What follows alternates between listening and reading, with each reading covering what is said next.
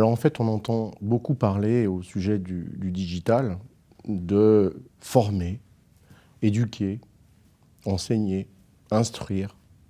Mais à vrai dire, on entend peu parler d'apprendre. Et donc apprendre sera le maître mot du XXIe siècle. Tous ces termes-là, instruire, éduquer, enseigner, évoquent en fait un modèle bien connu, un modèle académique vertical descendant. On dit recevoir une éducation. Enseigner, ça signifie transmettre ses propres signes à autrui. Donc c'est un modèle d'un sachant vers des apprenants. Vertical, descendant, on parle de tombée magistrale. Alors que quand on évoque apprendre, immédiatement, on voit que l'apprenant est actif dans l'apprentissage. On a dit ça, qu'est-ce que c'est qu'apprendre? Apprendre, c'est développer des compétences.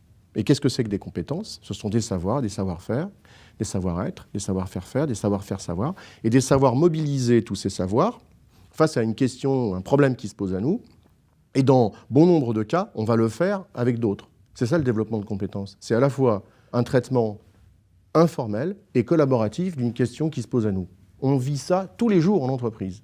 Donc tous les jours, on est dans du développement marginal de compétences en entreprise. Ça, c'est pour la question, c'est quoi apprendre, pour bien le circonscrire. Circonscrivons maintenant le digital, la digitalisation. Cette digitalisation, elle touche toutes les activités humaines, sociales, économiques, politiques, etc. Donc, bien évidemment, elle impacte les mondes de l'information, de l'éducation et de l'apprentissage. La digitalisation se caractérise par 4 choses, principalement. La dématérialisation, plus de papier, plus de locaux. On reste chez soi, en ligne, on a accès à une foultitude d'offres de développement de compétences. La désintermédiation, alors, c'est plus connu sous le nom de ubérisation. L'algorithmisation, forcément, puisqu'on est en ligne, il y a des algorithmes qui travaillent derrière des services web ou des applications. Et enfin, l'automatisation, parce que ces algorithmes permettent par exemple d'effectuer de l'évaluation automatique de développement de compétences. On le voit à travers les MOOC quand on parle d'évaluation par les pairs. Tout se fait en ligne. Donc apprendre, c'est développer des compétences. Le numérique se caractérise par les 4 choses que je viens de dire. Et qu'est-ce que ça génère? Ces 4 caractéristiques principales, une fluidification de notre économie et de notre manière d'être et donc d'apprendre ensemble.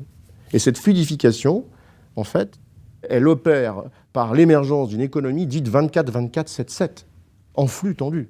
Donc si on coupe les deux, apprentissage d'un côté et digital de l'autre, on s'aperçoit qu'en réalité, il faut passer d'un modèle vertical descendant à un modèle beaucoup plus horizontal qui va mobiliser en fait des compétences géographiquement distribuées. Et l'idée générale, c'est de faire en sorte de les réticuler à travers des dispositifs spécifiques qui nécessitent des scénarios pédagogiques.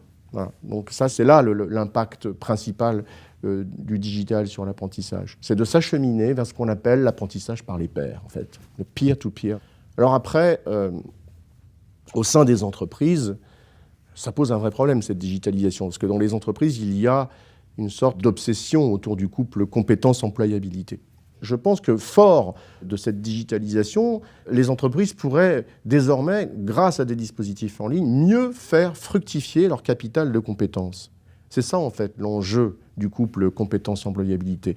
Nous n'avons plus le temps, dans cette économie hyper consommatrice de temps, de développer des compétences en allant dans une formation en présentiel. Alors faisons-le en ligne et soyons tous à la fois sachants et apprenants. Voilà.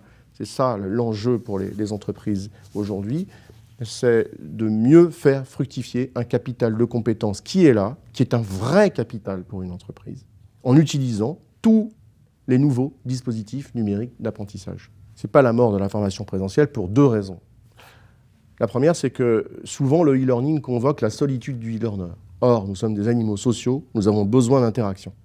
Ça, c'est la première raison. Et la deuxième raison, c'est qu'on peut faire des mathématiques théoriques en ligne à 10 000 sur une plateforme, on l'a vu, sur des plateformes jusqu'à 100 000 apprenants.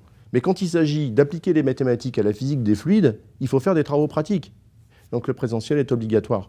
Donc l'avenir ne s'inscrit pas dans une disparition de la formation présentielle classique, même si elle va être moins académique, mais vers une articulation entre du distanciel et du présentiel.